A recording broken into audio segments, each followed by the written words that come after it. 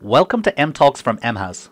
Meet the innovators in the Web3 and NFT space. We're still early, but there's no time to waste. Let's get started. Today, we have a true innovator. We are here with the one and only Daniel from Hashlips. Daniel's story started when he started running an experimental NFT project. It took him much longer than he expected, and he hit many more complications than expected. In solving those complications, he created a library of useful tools, which he then released to a community to a huge response. Today, he has 80,000 people on his YouTube channel, 24,000 people in his Discord, and I can speak from personal experience from having spoken to them, many raving fans. It's my honor to welcome to MTALKS, Daniel from Hashlips. Thank you so much, Alex. It's a pleasure to be here. I'm pretty excited. I'm a big fan of MHOUSE, of course, and it's just an honor to be talking to you tonight. Let's start off with your background. Can you tell us a little bit about how you got into Web3 or crypto or NFTs, and how that, or if you want to start with even before what you did before that? I think a lot of people by now probably have heard the story about me being an artist as well. But I'll start there. Most people also don't know that part. So, for about 6 years before I did full-on work and normal day job work, I was just an artist for 6 years. And in that time, I realized that this is what I want to do for my, for a living and for the rest of my life. Obviously, you can't do that in a normal conventional world. You have to pay. There's some expenses, some adult responsibilities, which I had to take on. And at that time, I was staying at my family's house, and my parents said to me, "Listen, you're a great kid, but you need to move out. You need to now get a job because you've been an artist for so long, and either you get a place and continue being an artist, we don't know." But loving parents, they just wanted to push me a little bit. So they ended up saying, well, I can either pay to stay at home, because I'm staying there and I was in my 20s, well, 20 years old. Yeah, 20 years old. Anyway, but that's not the point. I didn't want to pay them, as I felt like, they're my parents. Anyway, like a spoiled kid, I guess. I moved out. I found myself a job. And in that job, I did game development, as my first real job after studying 3D animation. Moved into game development. And after that, just fell in love with development in general. So JavaScript, web development, and so on. Things moved on from there. In between that, I also had the opportunity to go and paint in China. And in my experience in China, I just again realized that this is what I want to do for the rest of my life. But then again, when I came back, reality hit. So it was constantly there's high and low moments. Tell us quickly about China and how you got to paint in China and what you painted there. That's actually a very amazing story because it was one of the best experiences of my life. I got invited to partake in this program called Africans Painting in China. So they take 5 African artists. So I believe it was from South Africa, Benin. There was someone from Tanzania. Makura was from there, an old man, 80 years old. Zimbabwe, and then not Benin. Where's the other one? Ethiopia. So 5 African artists. We went to China and we stayed there for 3 months. And the government, the arts and culture department would take us around to see the whole of China, well, most parts of China. And we stayed in Chengdu city in the Sichuan district. So it was very nice to just live the culture, learn about Dufu and the poetry, going into Chinese culture and so on. And I must say, being there from an artist perspective, it was for me an eye-opener how people value artists and the skill of artists, because they culturally, they value, artists and I would say the workmanship so much of an artist, of anyone really. And it was an amazing experience because I didn't get that at home. In South Africa, where I stay, you'll have a pop-up gallery, a few friends will come. But there it was, paparazzi, and it was quite a big thing, this whole experience. But apart from the flash and the glam and stuff, it was just amazing to explore the world as an artist, painting. And we had to produce about 40 artworks in that duration of the time. That was like a contract we had to sign. Wow, they put you to work, huh? Yeah, they put us to work. So I think at the end of the day, they got something out of it as well. But each one of us, got to experience, had an experience of a lifetime. And I think that was for me, just an eye opener. Especially there was a moment when we went to Tibet, and there's this river. I can't remember what it's something like the Golden River. It looks like a big snake. But there was some point where we were heading up this mountain, and we would pause, pack out our stuff, and paint this river. Now, I'm not a realistic artist. My stuff's very, if I can show you, I can't. It's very abstract. If you look at this, if you have something you want to show us, feel free. I can, but it's like I can grab it now out of this closet, which I will do. But it's absolutely abstract stuff. So for me, I would paint, it would be done. All the artists would still be busy with everything. So I'll be just roaming around. And I got to meet the most amazing local individuals. And that was really a moment I'll never forget. We stayed in this little village where there was a grandma and a grandpa, and they had this old fire stove, in this wooden house that they built. And it was the cast iron stove, so this thing is freaking hot. So they're always sitting around. It's pretty cold. And I felt ill because I don't know what I ate that day. And the lady, even though there was no language, I couldn't understand a word they were saying to me, because this is now in Tibet. Even our guide couldn't speak the dialect that they could, the Chinese dialect. There's only a lot of different dialects. So I was sitting there. I can't communicate to the lady. My team and the whole the whole team left. They went to dinner or something. So I was sitting with these villagers in their village, and that's when I realized, art is so amazing, because we sat there. I showed them the paintings, and there was no language, but they enjoyed it. I was sick as hell, and at the end of the day, they got me through it by giving me these things I had to eat. This green fruit. I don't know what it is, but it fixed me up. I had a good night's rest, and the next day I was fine. But that was pretty awesome experience. But yeah, after China, like I said, it's a 3-month journey of living in villages, painting, traveling, and just being a true artist. So I really missed that when I came back. But reality hit, and I had to work again. How did you get from there to Web3, let's say NFTs, crypto? How and when did that happen? Well, I guess it started off with CryptoKitties. Before that, obviously, bit of token trading and so on. Everyone wants to have a little bit of crypto, and being in the tech space, then your friends talk about crypto, and I found out about CryptoKitties back then, and I thought this is the thing. This is amazing, and at the time I was more of an investor, kind of believing this is the next big thing that I can use as an opportunity to maybe better my life, in the sense where I can then do art full time. So I had a lot of investment opportunities into some crypto, ventures. Ended up not doing any of them. Just looking at CryptoKitties. I still have the 2 I bought back then in my wallet, and then I left it. I left it for a few years, and it wasn't up until recently, about a year and a half ago, where my girlfriend and I, we were laying in bed, and it was just all these news articles about NFTs coming out, Gary Vee talking about this. And I thought to myself, let me give it a shot. I know about CryptoKitties. I know about everything that's been happening. Let me do some cool thing. And I noticed that, CryptoPunks was there. The Bored Ape Yacht Club came out.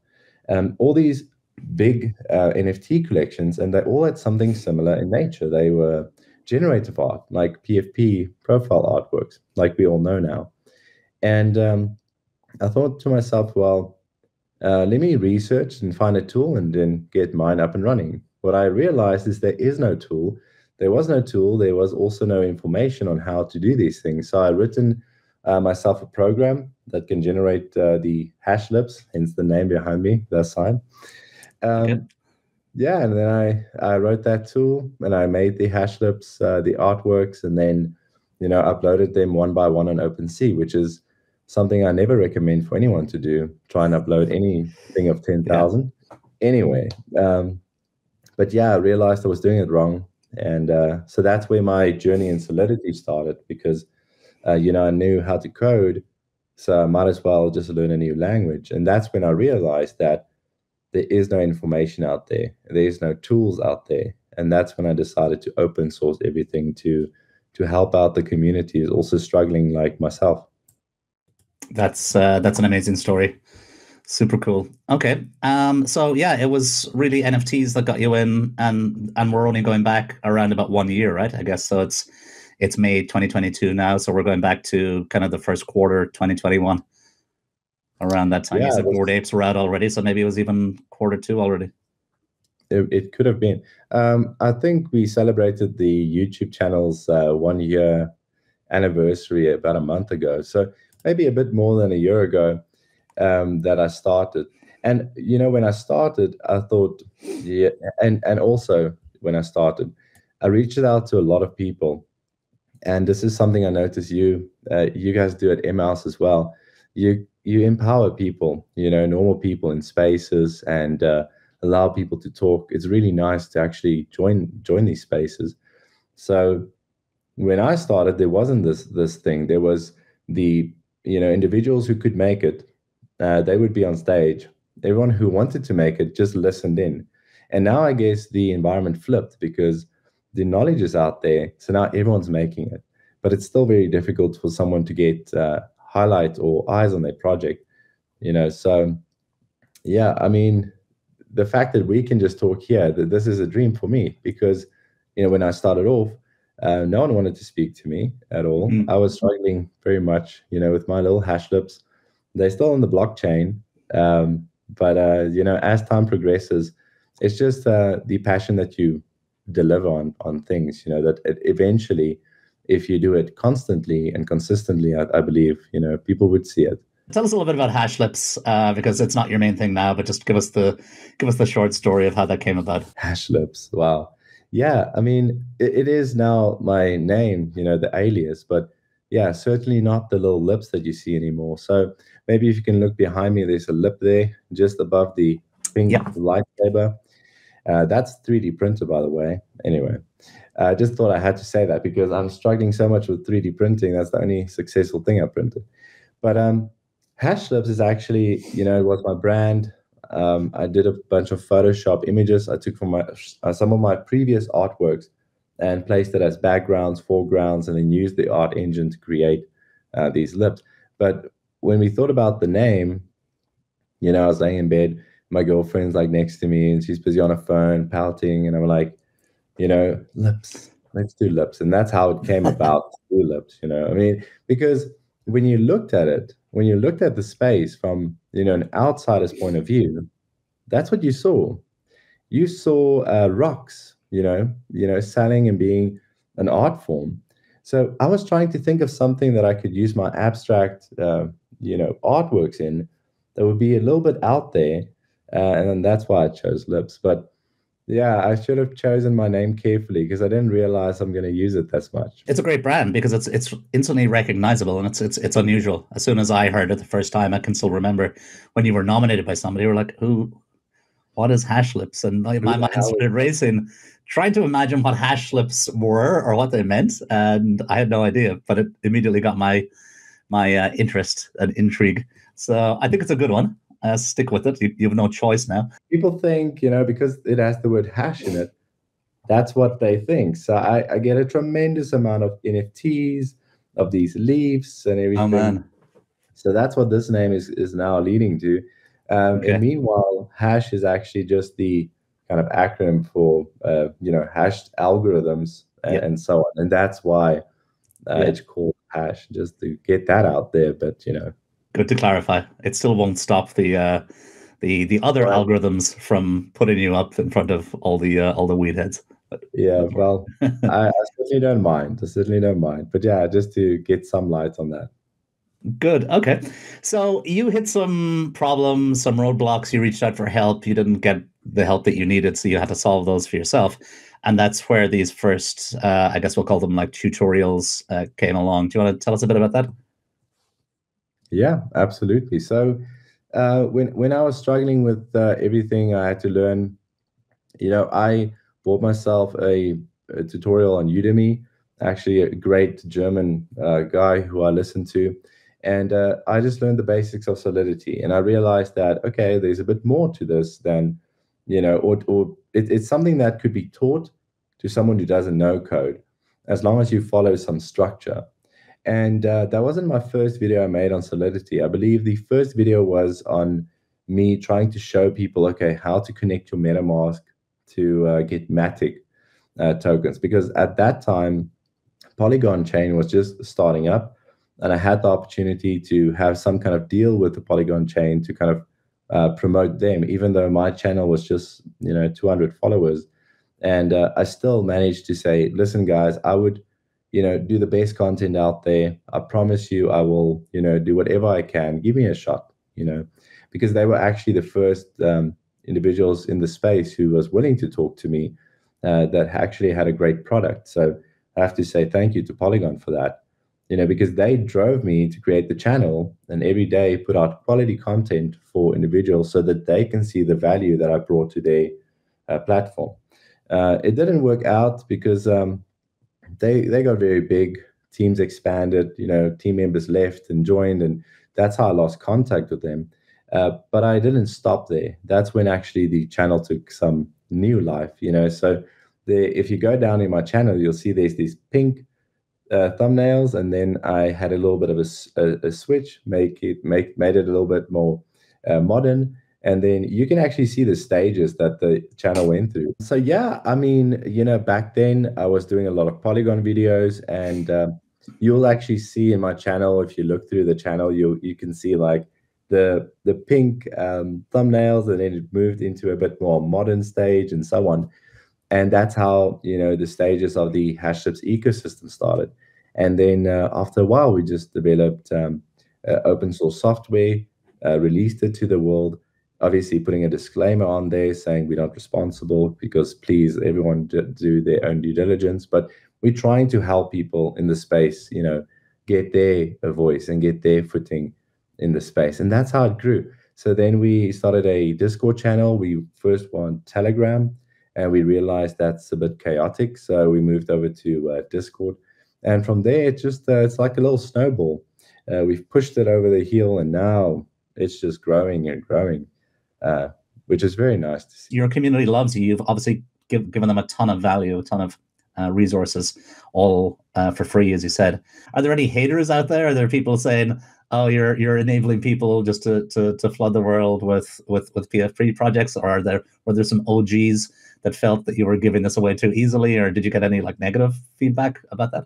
I haven't even spoken about this before, but I think one time there was like in the beginning, people saying, you flooding the space with this information, you single-handedly destroying, NFTs and stuff. Wow. Which I don't think is true, right? And I always say this because I believe it's like telling the art supply shop that you're destroying the art space because you're giving people pencils and paintbrushes.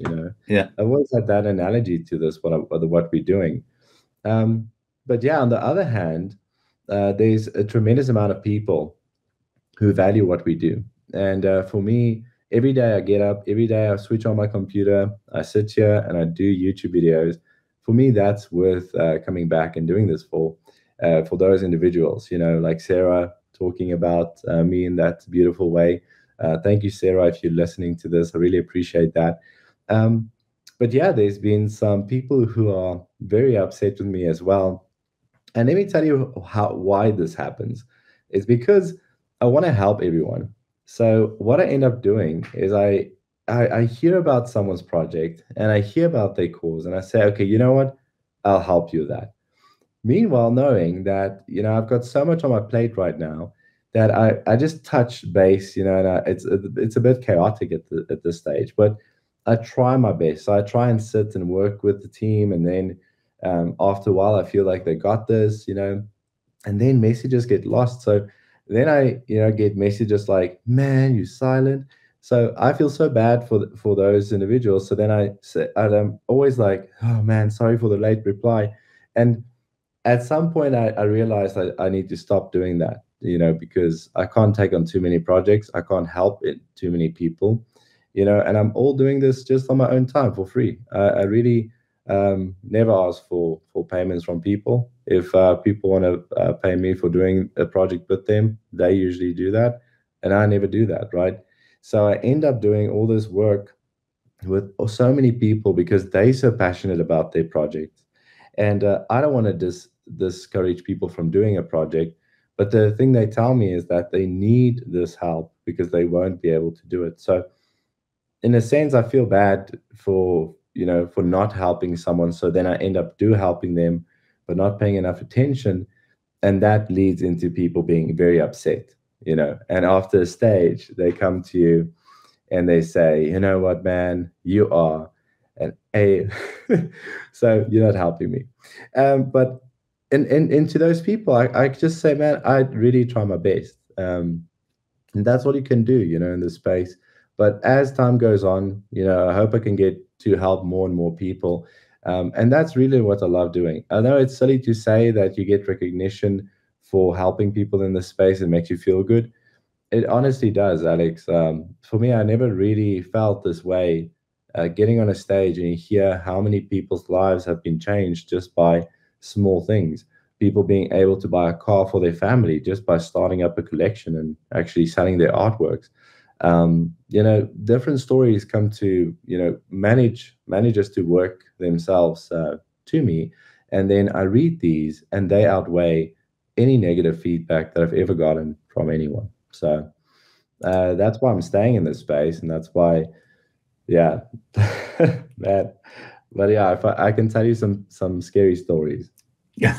Okay. Well, I had a little list of things, and the next thing on my list was tell me some of the crazy people or crazy things that happened along the way. So this seems like the perfect segue. We've already got there. You want to tell us just some of the crazy, positive and or negative or in between stories? As you know, at the more people watching your videos, they're looking, look forward to completing their project, and so does celebrities do that as well. I noticed, and what I've been getting on Instagram are messages from very prominent people, in the world regarding, in the music industry and so on. And I don't know if I should name names now. Maybe I can. I'm not Why sure. not? Why not? Why from Fred, he's the lead at Limp Bizkit, messaged me on Instagram saying, "Hey, I'm struggling because I've got this M2 Mac, and I'm busy with your course." And the thing is, he sent this to me in January, and I opened my phone like now in May, March and April. So I was completely just out of it when I saw this message because I'm a huge fan. I even That's said insane. back to him, "I'm a huge fan, man. Like if you need me." He saw the message, he likes it, but that's the kind of crazy stuff that's been happening, and also a lot of other people, which I don't really want to discuss. But you get people that messages you, and these are moments that you thought you would never ever in your life speak to, someone like that. So that's the good part, I guess. If I look at my phone's messages, it would have been very good. But yeah, and the other parts are, the regular thing about getting some people that's very upset that will tear you apart wherever they can, and also getting some interesting photos, to say the least, when you don't expect them. So always just don't enable your DMs on Discord. That's all. Well, That's all I have to say for that. But that's yeah, I probably the mean, best piece of advice that you can give anybody entering the space, I think, is close the DMs for every server in Discord. If anybody's listening is new to Discord, click on every server, close DMs. But what kind of pictures are we talking about here? I mean, are we talking about oh like man, people trying to hack you and dox you or send you pictures? Are there pictures of them, or oh do man. we even want to know?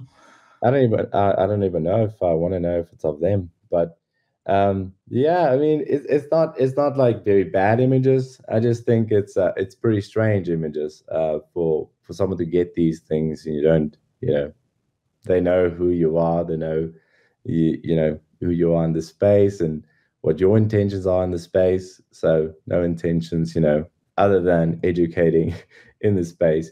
So yeah, I don't want to say too much about that, because that, you know, whenever it happens, I didn't really look at the stuff. I just see the images and I immediately close stuff by now. The same with emails. You know, if a lot of people email me, and if anyone's thinking of emailing me, please don't send me a long email. I don't have the time to read it. Rather send me a short and sweet email, and you know, put your names in there, because usually you get these weird emails that looks very anonymous. I'm a docs person in the space. I believe in doing that because we're doing good stuff in the space. And if I work with anyone, especially on Discord or anywhere, I usually like them to speak to me face to face. And the fact that people, you know, can be anonymous, I don't know if this give them the right to send the weird things like that, but they do. So you Okay. have to take it with a grain of salt. You know, I mean, Alex, you can imagine the type of rough stuff I'm happening in the space. I'm There's imagining no, now. My mind is after all, boggling. after all, I mean, I'll tell you about these things afterwards. But at the end of the day, there's different levels of people with opinions coming, you know, to you. There's people being very grateful for education. There's people being very happy because you're an artist and they get to, you know, Mm, own a piece of your art. But then again, at the other spectrum, you get people who are out there and maybe negative because they felt like they bought a piece of artwork, and you know, why aren't you bending down, you know, and kissing their feet and making this item grow in value just immediately? Why aren't you doing this? And meanwhile, you're busy slaving away 24 hours a day, mm. trying to build something big, something that could carry over for, you know, centuries to come. Because I believe that education is the only valuable thing that people can really give to themselves.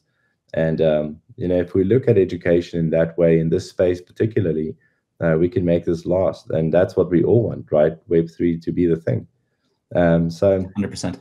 we need these people to give education, and I believe if you teach people, they teach other people, and that's going to be very good for the future of Web3.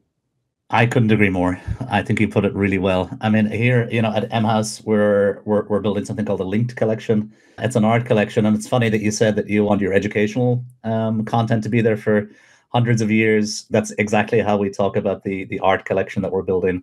You know, we look at it that, well, we believe that it's going to be around for the remainder of human existence, as long as we have technology, that it's going to be there on the blockchain. The Absolutely. art itself is going to be there, and also the story of how we build a collection is going to be there. So we're building the linked collection, and so the linked collection is, we believe that Web 2 is screwed, and that Web 3 is the future. We believe that everybody on the planet should have access to the tools and the resources they need to access Web3. That's one thing that we like to do in MHOUSE, is provide resources. We do not provide anywhere near as much as we want to, just because there aren't enough hours in the day.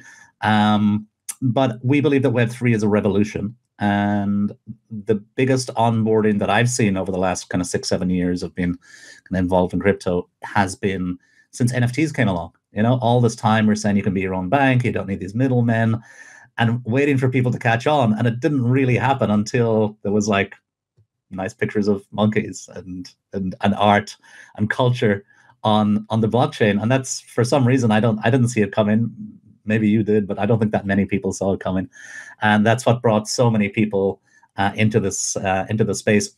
So we're launching an art collection called the Linked Collection. And the idea is that we bring on 1,000 artists from all around the world, all different disciplines, all different genres of art, photography, music, dance, you know, painting, preference for digital, and that they tell the story of the Web3 revolution through their eyes in one piece of their art. So we have 1,000 artists and 1,000 pieces of art in one collection, and that's that's the linked collection, and it's going to take us. It's not going to be a drop. It's going to be an ongoing process. It's probably going to take us a year, 18 months, maybe more, to onboard all of the artists. But we're creating a website with a profile of each artist, with their motivation for the piece, why they like Web3, why they created this particular piece.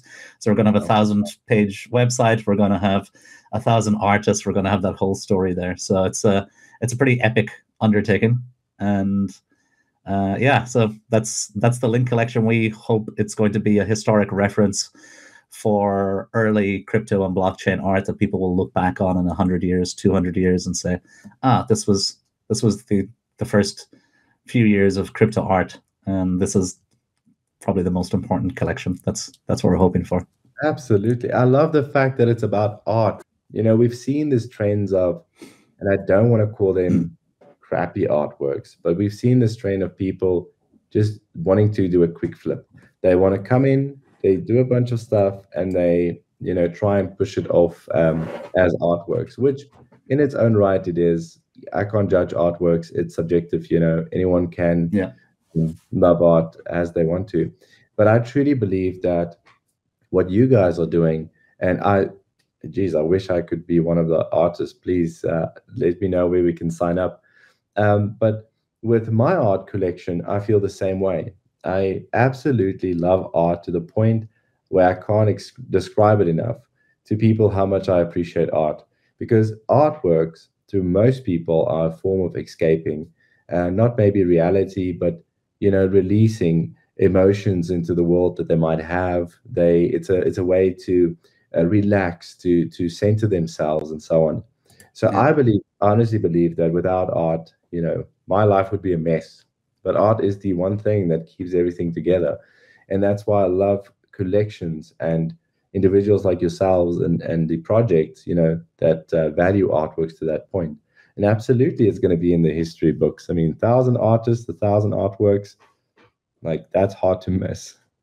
Yeah, it's pretty insane. We just had such a wonderful call today. I can't say exactly with who, but we have two of the leading blockchain art curators in the world that we had a call with today, and it looks like they're coming on board with us to form the beginning of the curation board, and they'll choose the first artists. But the beautiful thing is, then once they choose the first artists, those artists will themselves join a curation board. They'll have a say in the next artists. So as we go down the road, once we get to 100, 200 artists, they'll start to direct the course of the project, and also the collectors who buy the pieces will also have a say in who comes on. So that's why we call it linked, because everybody's linked together. You have all these different artists doing different types of art. They're all going to be linked together in the same collection. You have all these collectors that may have their own individual taste and styles and like to collect one thing, and somebody else likes to collect something else, but they'll also be linked together even though they don't hold the same pieces.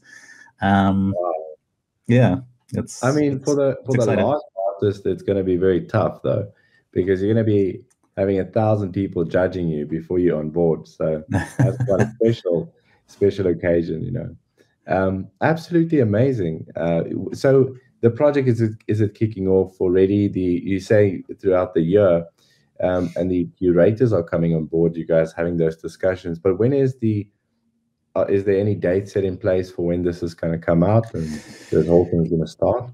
Yeah, we opened artist applications already. They've been running for a couple of weeks. We've had around a couple of hundred people, artists, get involved. So we have a big stack of applications to go through. We're bringing the curators on. So yeah, I mean, we're ready to get going. Our target date is the middle of June to have the first artists and hopefully the first drops coming out. And it takes a while in the beginning, but I think once we get the first couple done and get into a rhythm and into a process, then we're going to start to see an exponential take up, because then we can just start to scale everything: the onboarding, the applications, the websites, the drops, the technology, the marketing, the curation, everything else. Absolutely. I also reached out on a video asking artists to fill in a form, and I want to help a handful of artists in the space, set up their collections and so on. But maybe I can talk to all those artists, because there's quite a few, you know, to maybe give that list over after I discuss with them to you guys, and then they can have that opportunity maybe as well. That'd be amazing. Yeah, I mean, applicate, like everything we do, everything is open. You know, same as the Innovator Award, it was open to anybody, anywhere. Applications are open to anybody that wants to apply, and it's at mhouse.club, CLUB. Okay. And yeah, there's an artist application form there. There's an application form to join our community, which is free. We just want to make sure there's no bots and no trolls. So we ask people to give us their Twitter just so we can check they're real. But there's also an artist application. So yeah, if there's anybody listening, watching this, wants to apply for the linked collection, be part of history, it's at mhouse.club. You're welcome to share that with your community as well. That'll be super awesome. I will definitely do that. And anyone listening in, if you're an artist, realize how important this is. This is not the time to be shy. If you're an artist and you feel introverted, I'm actually an introverted person. You know, I do speak on stages and stuff, but by nature, I like to keep to myself a lot and draw and so on most of the time. But this is not the time to be shy at all. And also just fill in these applications. You never know. Don't feel like you might not make it because you're not good enough, because sometimes artists think they're not, and they're extremely good. And so we just have to encourage people to fill in the form, you know, on the Clubhouse, you know, from MHOUSE, and go and fill in these forms, because it would help you out a lot in your career, especially in this space. Yeah, I think everybody has that, you know. I think in artists particularly, but you know, to an extent, I think there's a lot of people out there that don't feel, you know, that they have what it takes when in fact they do. And you're right. I think from what I hear, I don't see it myself. Maybe I'm in my bubble, but from what I hear, there's some negative sentiments towards crypto art, blockchain art, NFTs as well amongst the artist community. And you're absolutely right. Like, this is not the time. A lot of those arguments that I've seen, you know, I welcome everybody's opinion, but a lot of them just aren't particularly accurate, I think. And yeah, now is not the time to be doing that. I agree with you. As an artist, now is the time to embrace this, because it's going to take over. You know, we never thought we'd be shopping online, yet here we are. We never thought we'd be booking holidays online. Here we are buying clothes online you can't try on. Here we are. And people say, oh, buying art online is crazy. But I think it's crazy to think that it's not going to happen. You know, I thought a while ago it was crazy to, how would they say in the art community, pay for a JPEG that much? But I was one of those people thinking I would never pay as much as I would for artworks on the blockchain, because simple principle, you know, I like holding something. But the more you get into the space, the more you realize that this is something. And the thing you hold is not just the thing, it's the communities that surrounds it, right? Yeah. And it brings people together. So eventually we'll be able to see it, maybe in a metaverse one day, you know, the thing that you acquired. I don't know why art communities are so against NFTs. In my eyes, they shouldn't be, because it's an art form on a different platform. You know what I'm saying? It's for me, it's a platform thing, not that it's not an art thing. I think if it was a specific thing that couldn't be considered as art at all, that would have been cool. But I think people are mostly scared. Usually when people are scared, they tend to, you know, distance themselves from something that they are afraid of. But the more you know, people get used to working with stuff, you know, the better it would be, and the more acceptant they would be, you know, towards the whole idea. No one knew, and everyone found flying, for instance, very scary. You know, at first, no, I'm not climbing on that thing. That thing's going to fall out of the sky, because it's a big metal plane. It's a big wooden thing. That's never going to work. And now you can't see yourself without flight, because we won't be able to, you know, meet up, and or you have to go by ship. But I think, you know, as individuals, we go through stages in life, and this is just one stage where people have to realize they have to either accept it earlier or later. But I think it's here to stay. People are scared of change. I think that's it, in a nutshell, and they resist it. And then sooner or later, as you said, they accept. But better to be sooner, generally. let's get back to your story then. So you started releasing these tutorials. They became obviously wildly popular, to the point that you had too many people contacting you. You weren't able to respond to everybody. But like, from what I've heard, is that like a lot of people launch their collections, and as I said, were able to provide for their families, make a better life, and enjoy success because of your tutorials. Did you ever expect they would be that popular? No, I absolutely did not. In the beginning, I still don't have proper recording equipment. I have this microphone, and now just because I want to get the audio a bit better. But when I started off, it was just me screen recording what I'm doing to help people out. And it's not just the videos, I guess. As the community grew, I have to say, it's everyone involved in the Hashlips community helping each other, which also causes, a lot more people to get help. So, I guess the videos is just like an instigator where it gives content for people to learn and teach other people as well.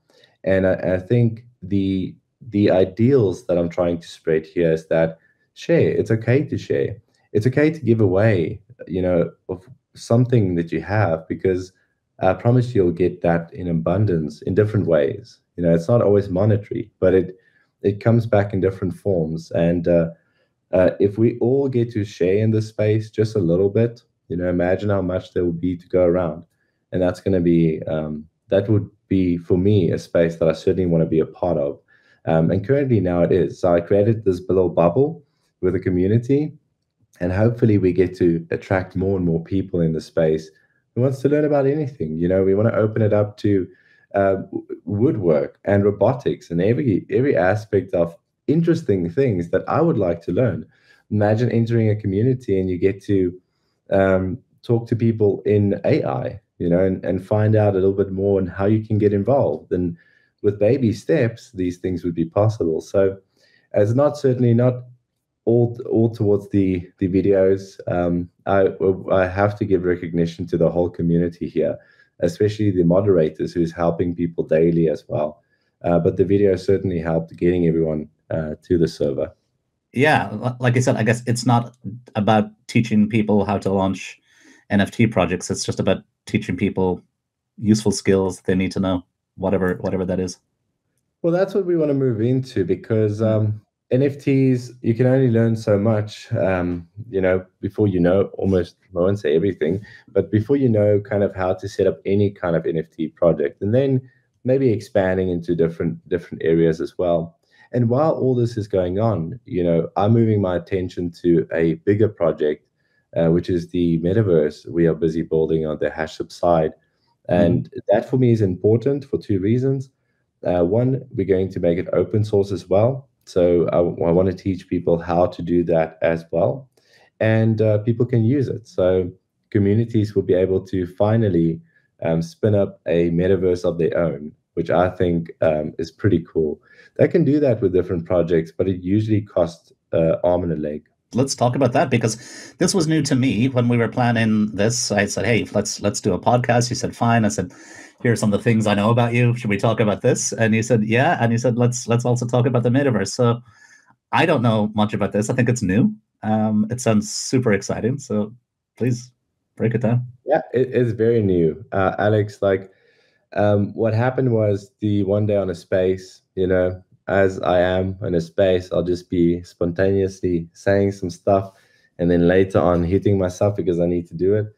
But in this case, I was actually saying, let's build a metaverse, and everyone's like, whoa, hearts and stuff. And I'm like, this is quite cool. People like this idea. All right, let's create a metaverse, right? And I said it again the next day. I was like, okay, so yesterday we said we're going to build a metaverse. I think we're definitely building a metaverse. Again, little hearts. Anyway, this is clear, to me, that people would love a metaverse. Yeah. Specifically because they know I'm going to open source it. They know we're going to teach people how to do it. There's going to be, a lot of benefits for people to just be a part of it and learn about how these things work. But anyway, needless to say, I then made a video, invited people to join the team. There was about 900 people that joined and signed the forms to be a dev, helping out in building this metaverse, which is amazing and sad at the same time, because I can't run a team of 900 people. So we had to curate it down to about 20 individuals, who is now currently the metaverse team. And yeah, we're building every single day. We're running it like agile. So we're having a scrum session.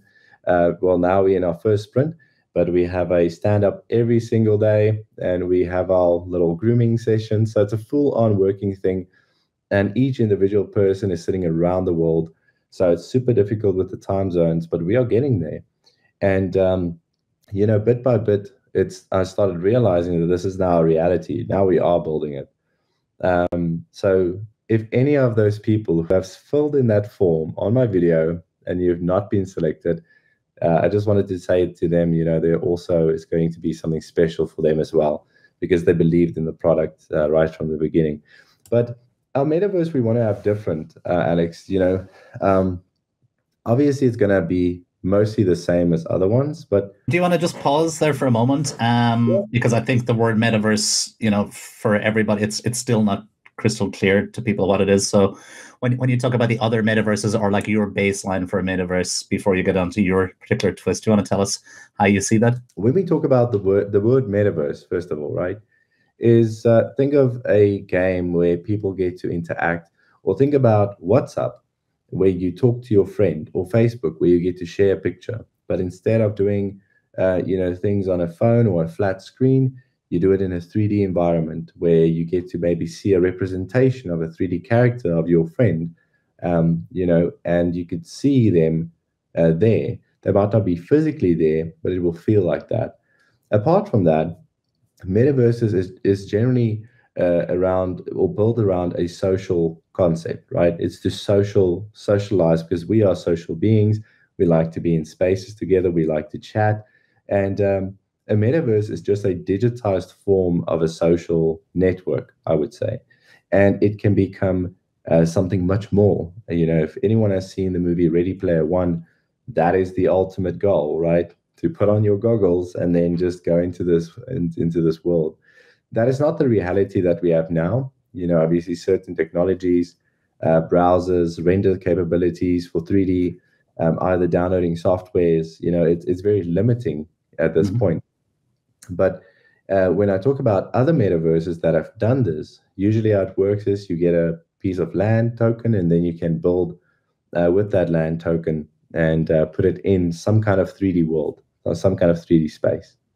And popular metaverses out there like the Decentraland, Sandbox, and now the most recent one, the other side from Yuga Labs, it's exciting. Everyone's building a metaverse. It's a big thing. It's a big trend. Everyone's doing the metaverse chase. We are not doing that chase at all. What we are doing is we are developing a set of tools that will allow a community, a person, to start up their own metaverse, or acquire a space, a piece of land, and enter any metaverse. So it would be interoperable. For instance, we would have the main metaverse, and someone would have a space, and then Alex, you at MHOUSE, you guys say, man, we want to have a metaverse as well. So let's acquire one of these spaces.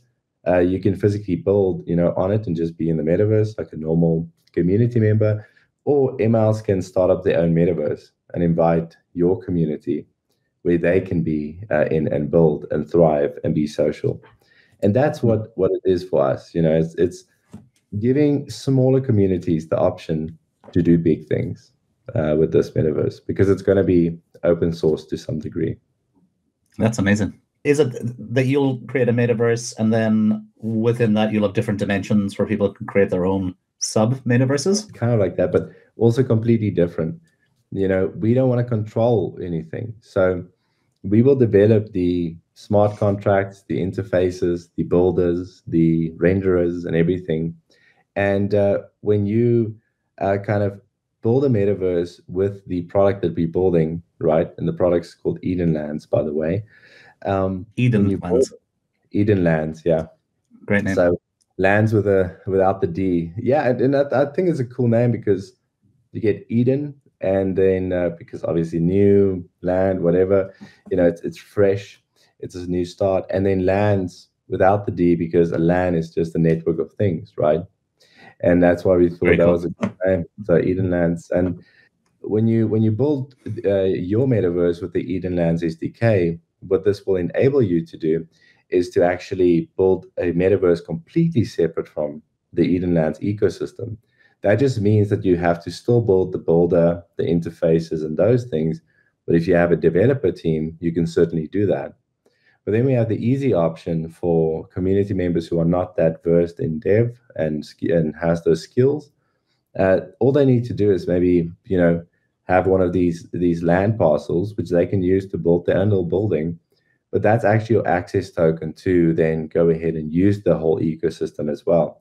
So then you start a metaverse by yourself, and you can then also decide to just break away from the main metaverse completely and just show, just involve yourself with your community.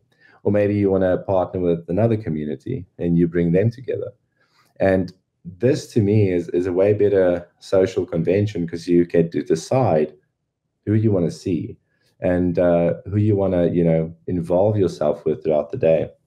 Because not everyone in the space, and we talked about it before, is so friendly. So you you probably don't want to associate yourself with a beautiful illustration of a 3D model of something that should not be shown to kids, or some proper news thing. That those things exist in the space. People will build them, and they don't fit next to this beautiful, luxurious, mega structure that an architect just built for you.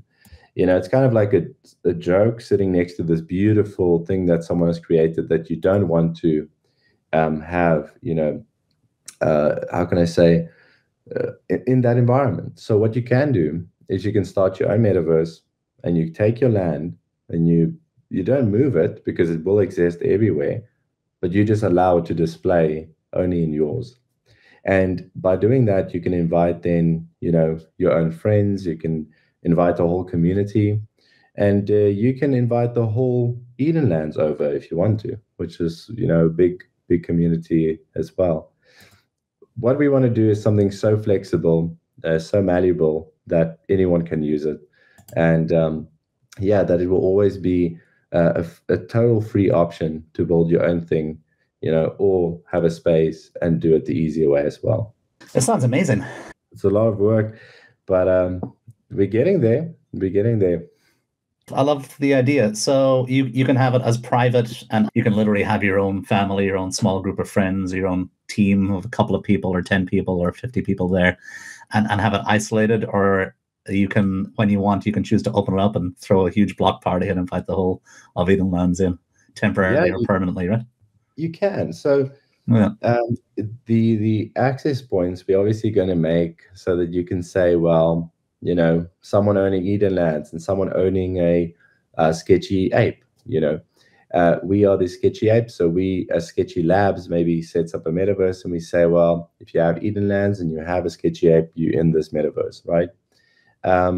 But we could collab with someone, a different collection, with maybe yourselves, MHOUSE, with your beautiful artwork collection, and say, well, let's have a temporary collaboration, and let's add your addresses to our metaverse so that we can invite those people there temporarily, because we can always take it off and they can disappear.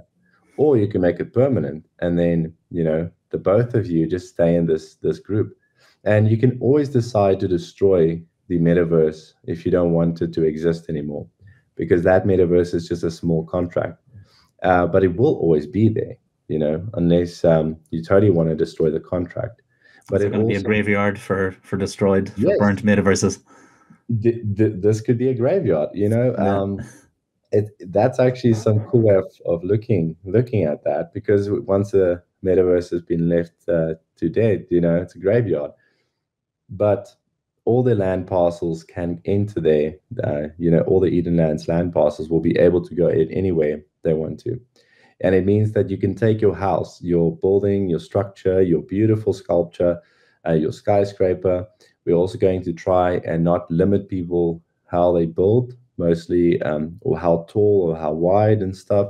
We want to actually make it very open. A lot of these other metaverses, they restrict you to a block, which I'm not saying we're not going to do, because we're probably going to end up doing that. I don't know yet, but I don't want it to be that. I want this to be open. It can obviously be confined and explored by the owner to say, well, let's render you all in a circle, or something. But we also want to make it optional for people to choose wherever they want to be. So make it truly open. Make it wild, wild west. Make it choose your land wherever you want to position, because that's what people want to do. They want to be placed in a place and stuff. Yeah, my mind is blown listening to this, to be honest. I did not expect this. I had a certain expectation, as always in these podcasts, of what we're going to talk about, and I'm usually pleasantly surprised by some new things. But I had no idea that we were going to even discuss Metaverse, or that it was going to be just as interesting as you're describing. It's funny, because I have a very old friend of mine who came to visit a few days ago, and he's in a certain industry, and I said to him, they've got their own brand and their own clothing and their own merch and their own unique set of culture within that industry. And I said, you should look at NFTs. And he said, I just don't get them. And I said, you get your community together. I said, you get the word out. They buy, or you give them an NFT. And I said, that's their token. That's their access to your community. I said, every time you're doing something, you connect with them via that. If you got some new products, you drop them early to them. You're looking for some feedback, you go to them. And he's like, and his eyes, he was just like, oh, it's like, now I get it. Okay. So he said, it's just like your ticket to the club. And I was like, that's it. I said, it's like your own social network. And now listening to you speak about these metaverses just takes that totally, in my mind at least, to the next level. I mean, I look forward to speaking to him again and saying, hey, there's even more. Now you're going to have your own metaverse that you can wander around in, and you can wander around in other people's metaverses if they are aligned with you, they like you, and they've given you access again based on this access token that you've got. Yeah, absolutely. And the beautiful thing is you also can own space. I guess that's what's so intriguing for people, is they can own something in the digital space, which is purely, if you think about it as a developer, doesn't make sense, right? Because as a developer, it's purely how you render it. You don't physically own that space. You do, but you don't. It's we can talk about this the whole night, but at the end of the day, you own that token. And we want to set this up so that anyone can come along and change it completely. Say, hey, we took Eden Labs, just bought this huge thing. So take your tokens and go there. And you can. So we want people to, get one token and then be able to go anywhere they want to. And that's kind of the main goal. We didn't think it's going to be this big. It's almost like it's almost like a passport, right? I guess. It's like a passport, yeah. It's like a passport. But think about the passport as your physical house that you're carrying with you. So the virtual house. So you carry this virtual house with you wherever you go. And that's kind of amazing, because if a community allows you to be in their metaverse, you can just say, hey, I'm here, and bloop, there's your place, or you're already there. If there's a big event, then everyone goes there, and there we go. Everyone's here. We're watching something. And it's going to take a while to develop. We hope to have the first demo, done by August for a playable version. And I'm pretty sure we are on track to make that. But like I said, this is not something that is even marketed so far, on our side. This is just the passion project that is now becoming a real product. And when I say product, we're trying to also make it just open. But it is something I'm working on daily, and this is exciting to me, because it's super exciting. I'm excited just hearing this. I'm like, damn, I want to get involved. Oh man, I can actually show you, Alex. I don't mind showing you some of the concept designs. If you want to stay afterwards, I can quickly show you. I would love to. Yeah, we've got those things out there. And this is not confirmed yet, right? But I do want to say, because our sketchy lab, the sketchy apes, the sketchy comic books, all these collections that I've drawn out are 2D pictures, and I've got the best of the best 3D modeler. How do you say modeler, right? Geez, I said that weird. But anyway, my English is horrible because I'm truly Afrikaans, so I'm trying my best. But I got my friend. There was a glitch on that work just as you did that, so I think it was naturally edited out. So you're good. Right. So basically, my friend, he went and he's busy modeling these characters for me out, and he's absolutely magnificent at doing 3D. And my hopes is, and this is not confirmed, like I said, I don't want to say stuff that we're not going to do, but my hopes is that, people who've believed in us from the start get to not only benefit greatly when we launch these tokens, but after that, be able to use what they've gotten before inside of the metaverse in a 3D virtual representation. And because we have almost 3 characters now, we've got 2 characters, and the third one is coming this year. It makes a good contender, and just full circles the story, and now enters a new era where we get to play in the metaverse instead of having to sit on Discord. So that's why I'm excited about this all. Love it. Very exciting. And you're looking to launch a playable version in August. I mean, it's pretty soon. It's pretty soon. Yeah, what's it now? May, June, July. Yeah, that's 3 months. Yeah. Yeah, we're going to looking relaxed. We're in sprint 1, so we just started. But the team I'm working with, that I just want to say that as well, because most of the team members are going to watch this. I just want to say I highly appreciate each and every one of them, because they take responsibility. They all have day jobs, right? They all have kids, they all have families, but yet, dad's getting up 4 a.m. in the morning, mom's getting up throughout the day, managing scrum sessions. And it's like this crazy group of people, a diverse group of people all around the world, all around time zones that don't match. And we all sit and we work on something, little bits and pieces. And it just flows so nicely because we have great conventions. We have great standards in place. So it does gel well, and that to me in itself is a whole story on its own. So even if we get it right to build this metaverse out, for me, the true gem is that story. It's not the metaverse itself, which would be great, but it's the story of how it actually came together, because it's not just one team that has made it. It is this journey, which is just absolutely mind-boggling. Yeah, that's funny. We had the exact same conversation earlier today with the curators, and we were just talking about how it had come along to this point, and we're even earlier than you guys maybe. But we were just talking about like how the story is almost more important, or it's as important as the art. How these things come together, how the people meet. The crazy amount of work and the hours you do, just ideating and coming up with these concepts and then starting to build them. And these stories are amazing, I think, and will live on.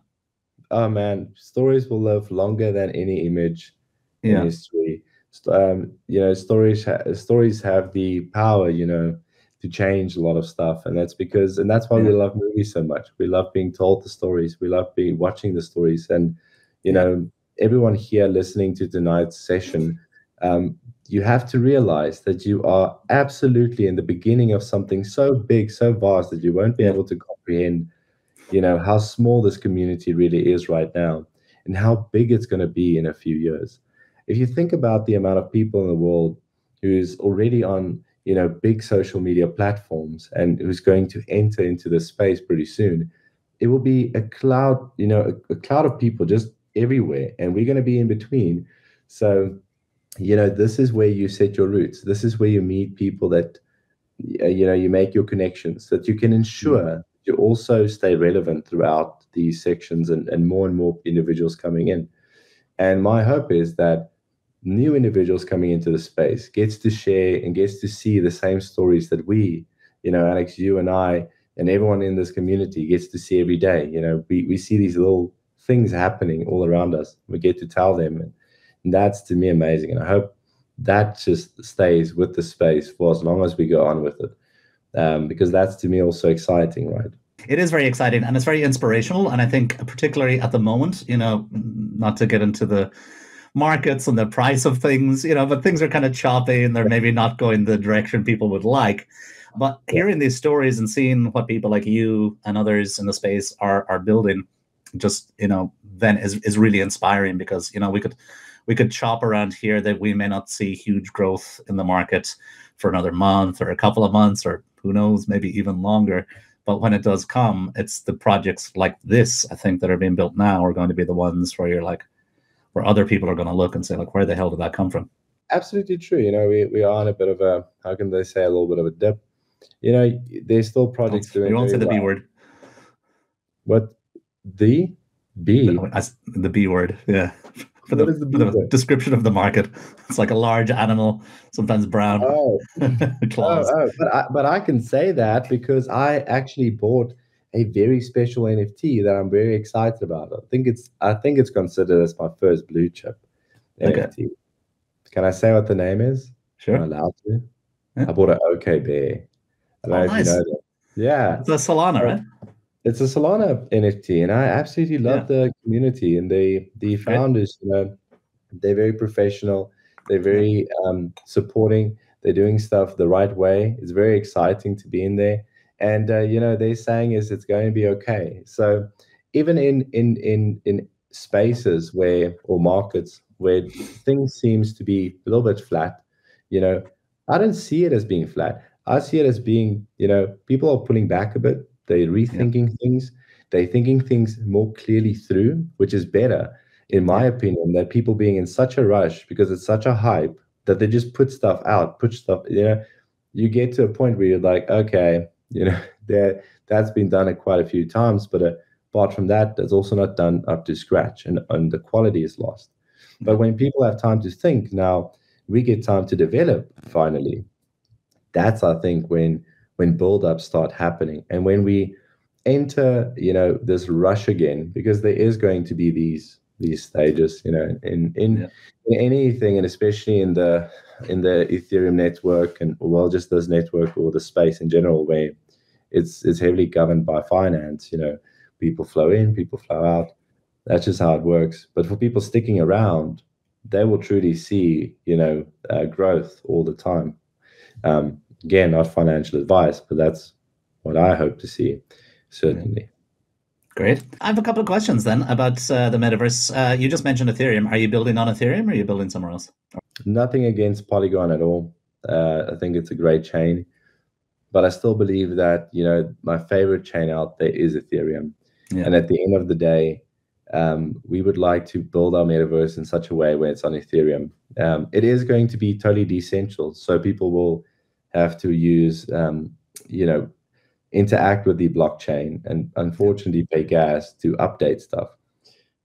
But you get a trade-off there, right? There's you pay for a transaction, in gas, but that is immutable data. So you are 100%, guaranteed that your house is going to be there for life. Yeah. It's not a centralized server that we're building, because I don't want to be running stuff forever, and I don't want to say to people there's 100% uptime when, the server goes down and all these kind of things and everyone loses their land. That's a mission. But yeah, on Polygon it would be cheaper. But I think Ethereum would be, at the end of the day, the chain, or we might do a mapping. We might map tokens from Ethereum. There's a lot of things you can do. So I'm not sold on any chain really right now. For now, we're just developing the technology. And I have another question as well, just a general question. I don't know what the answer is, but I think it's interesting. So when crypto started, I guess we had Bitcoin, right? So we had this idea of scarcity of the 21 million coins, which kind of has always carried through, typically has carried through. And then, of course, we had more coins and more coins. And then we had Ethereum, and then we had hundreds of coins. Now we have thousands or tens of thousands, or nobody knows how many coins are out there. But generally speaking, there's always at least a story about scarcity. And I think that same story came through into the metaverse when Decentraland started and crypto voxels and things like that. It was this idea of limited amounts of land. And I think what's become very clear to everybody now is that there will be there can and there will be new metaverses all the time, and that there can always be more land. And obviously, you're building a metaverse, and you're giving, in theory, anybody the ability to build their metaverse. So, what do you think about that idea of scarce land, and the fact that it's not scarce, and how that dynamic plays out? Is it a good thing, bad thing, none of the above? We also will have the scarcity built in, right? So we would, for example's sake, have 100,000 land tokens. We won't call them land because they're not physical land. They can be anywhere. You can build in space if you want to. So they just, entities, cubes, spaces, bubbles, so to speak. But there will only be 100,000, and then that's a finite amount. So even though you can be in all these metaverses, that amount won't ever increase.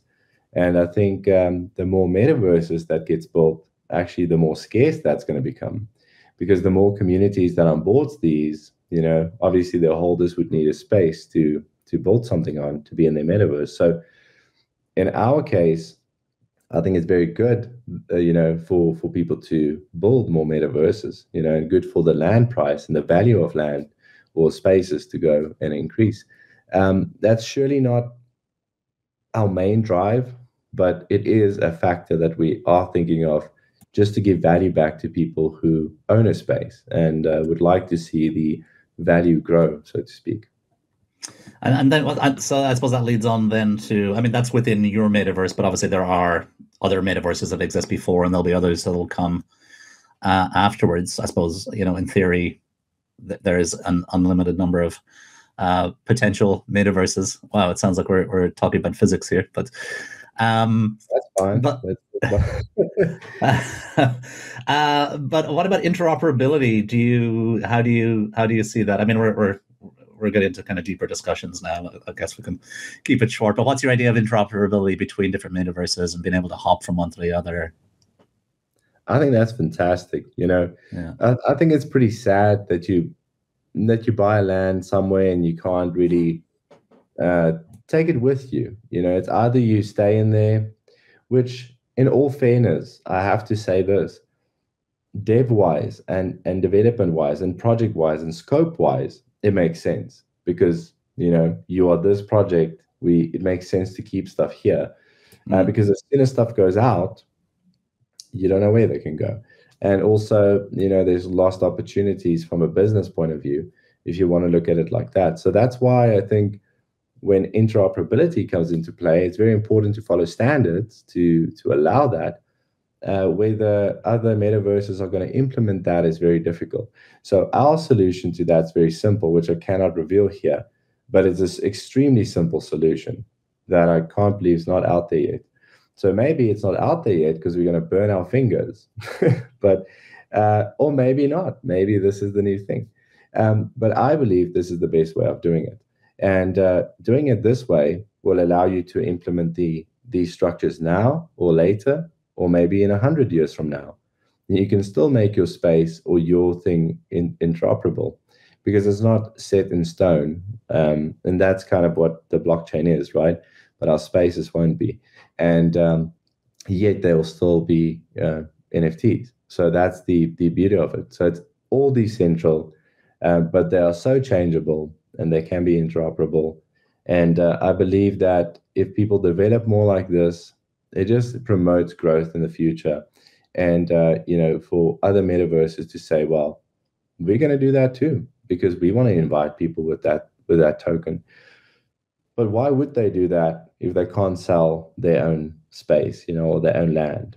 They're going to miss out, because they also need the funding for further development, and they also need the funding to run servers and all kinds of stuff. So yeah, there's a trade-off in that, but I believe we will see it come, and it's very important for the space, but it needs to come. But it's kind of working in the same way right now as any social platform. You can't just move your Twitter profile onto another company. They're not going to allow that. It's the same thing like that. But I wish it was. I wish it was like that. I wish you could take your profile and just go with it to any other place, instead of filling in all the forms again, and not even having a verified tick on the other platform yet. These kind of things. Like, imagine you can just take your your profile and move it. Maybe that's something for the next developer out there to do, but that would be cool. Wow. Okay. So, we were talking about the linked collection earlier. One of the things that we're talking about, I hope I can say this, that we're talking about is... Well, let's just reveal secrets tonight, Alex. I love it. My team is probably going to watch this and be like, man, we haven't even started sprint 1, Daniel. Yeah, he's already leaking everything. But yeah, so we're going to have this epic collection. We're going to have this kind of odyssey that we're going to go through for the next year and a half, putting this together. And we believe that it should have its own space to live in. So certainly its own gallery, that is suited to this collection. Obviously, that would need to be an online gallery, because I don't think a physical gallery exists. Maybe that's big enough to house this, but that could be fun too. So yeah, I mean that's something. Maybe there's a space for us in the Hashlips Metaverse. Absolutely. Yeah. I will invite you guys with open arms. Good.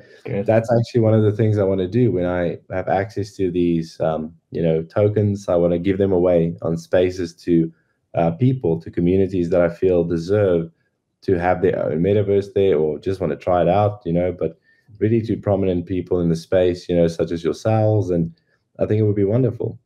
We would gladly invite you. And actually, we don't have a choice, right? It's also decentral. So you guys can just come as well. There is a ban list, though. We thought about it. There is some kind of ban list that a owner will be able to remove a space from the metaverse if they break any guidelines. But that's about as far as it goes. Okay, so you'll actually be able to remove them completely from the metaverse. No, you won't be able to move them from the whole ecosystem, but you'll be able to kick them out of your metaverse. Right. Yeah, we spoke about that earlier. Yeah. So that person will still be able to be in the main metaverse. There, we're not going to govern stuff, but as a part of a community, if you break their guidelines, that's where. Yeah. That makes sense. Really, my mind is blown now. I'm really inspired listening to this. It's fantastic. So the next, we're coming towards the close, and the next thing that I wanted to speak about was the future of NFTs and the future of Web3. I mean, I get the feeling we've just discussed that for the last, 15, 20 minutes. I mean, do you think this is it? It's that the metaverse is the next thing? Well, I don't think it's the thing. Is it the end? Is that the end goal, that everything's just going to live inside? Well, I hope so. I really do. If it's our metaverse that we're busy building, which probably will not be, because I hope we don't have that responsibility to onboard the whole world. I don't mind, but that's a lot of responsibility. I don't mind taking it on. But if it is going to be the metaverse and it's going to be Ready Player One, I would love it. Right? I think there's so many opportunities that people can do, in that case. Think about all the things that could be saved, but I don't think that's the future of NFTs yet. I foresee, the future of NFTs to be more introduced into different industries, medical industries and so on. I mean, many people have talked about this. I even mentioned an example the other day about, if a camera company just wants to come out with a camera that can, take a photo, link it to a smart contract, and verify it on IPFS to make that linkage, people can, to a certain degree, prove that a photo that was taken is absolutely real of Bigfoot, and there you go, because it's that thing that happened, that cannot be changed. So if you really need evidence of something, or there's some crime scene evidence, or whatever the things are that you need to take with this photo, even just beautiful imagery. But it would be important for people to know the source of truth. And if you can do that with NFTs, you can also make that an ownable, also record that on a blockchain that everyone can see, that's transparent. And those are the kind of technologies that I see NFTs moving into. NFTs, smart contracts, integrating with IoT things, I don't know, machinery, and those kind of things. Yeah, that's just what I was thinking when you were talking about that. Is a few months ago I was listening to a discussion or podcast or speaking to somebody, and they were talking about the idea of trusted hardware, and I think it was within the context of like a DEX, or where, yeah, I think it was maybe like running an order book, and they were talking about having trusted hardware where you would have like some kind of proof on the blockchain that that hardware was configured as it was produced and hadn't been tampered with. So then, like you're talking about, I guess, with this idea of the camera and the output, that you have some way of verifying and having trust or trustless trust in the hardware, as well as in the output, the soft or digital file that comes as the output of that. So maybe it's that combination, right? And I think exactly, and it's hardware verification. It is medical records. It ranges from a wide range of things. But I think the biggest thing that I'm looking forward to is when people will be able to use crypto in the daily setting. Maybe buying the smallest thing, going getting yourself a can of Coke or something from the shop, and you just pay with a few ethers. Well, hopefully not a few ethers, but fractions. Inflation is getting really high, though. I was about to say, geez, you better love Coke, but I mean, introducing that kind of flow of using crypto in the space, because up until this point, it's just like trading. The value of it stays in this community, and it really can't branch out for various reasons, of course.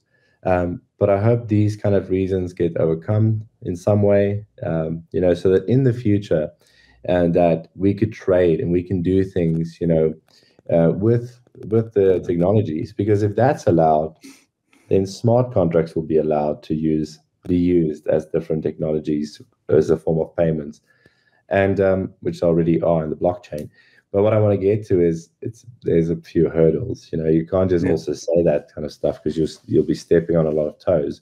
But that's what I personally wish would happen, certainly. And then I think technology is definitely going to be integrated. I mean, TVs are already being integrated. Twitter has the verify your profile picture now. It means these big entities, these companies, are recognizing NFTs for what they are, whether anyone likes them or not. That's what I said. They're getting implemented, they're getting integrated, and we are a very small group of people on Earth right now who actually knows what an NFT is. So it's quite special. Yeah, it is. It is. We're still early. It's a cliche, but it's true. Absolutely. Yeah. Okay. Interesting. Anything else you want to say about future of NFTs or Web3, or have we covered it? No, Alex, I'm fine. I hope we just write about everything, because if we're not, I have to go back to work. I do not want to go back to work. I want to stay in the space. I want to be an artist. I want to enjoy it. I want to code. I don't think you're going back to work. Yeah, hopefully not. Hopefully not. So fingers crossed, though. Touch wood. Okay. Well, the reason that we're here speaking is because I spoke to Sarah and Amadi, Sarah NMT, last week, and I said, who should I speak to next? And she said, and I knew what she was going to say.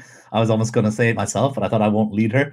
And she said, Daniel. So that's why we're here. So I have the same question for you. Who do you think? So this is MTALKS. It's called Meet the Innovators. We like to meet people doing fun, interesting, innovative stuff in Web3 and NFTs. Who do you think we should speak to next?